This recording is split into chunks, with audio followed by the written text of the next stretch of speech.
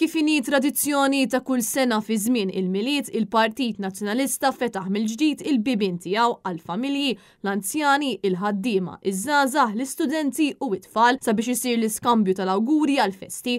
Bil-kap tal-Partit Nazzjonalista Bernard Grech jilqa' fid-dar ċentrali lil mijiet ta' familji li waslu sabiex jawgurawlu għall-miliet u s-sena l-ġdida.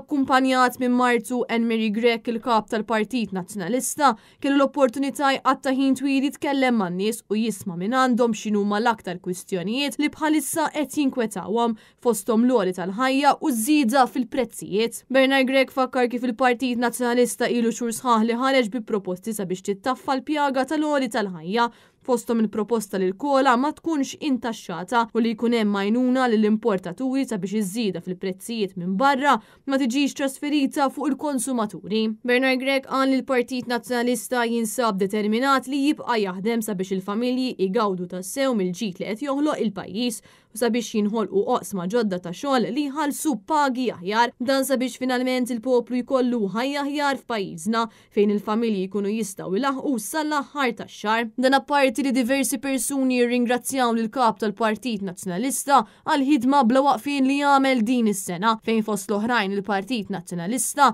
kompla bl-appelli kontinwi sabiex il-gvern ta' Roberta Bela iġib lura l-400 miljun euro li nstera il-poplu Malti wawċi fid-dil fraudolenti ma' Vital Steward. Intant persuni oħra ringrazzjaw ukoll tal-li kien il-vuċi tal-poplu meta Roberta Bela kaxkar saqaħ sabiex jiftaħ inkjesta pubblika brabta mal-mewt taż-żagħżugħ Ġan Paul Sofija. Min-naħa tiegħu il-kap tal-Partit Nazzjonalista Bernard Grech insista li l-Partit Nazzjonalista se jibqa' jaħdem u jkun il-vuċi tal-poplu dan sabiex tirrenja l-governanza tajba f'pajjiżna.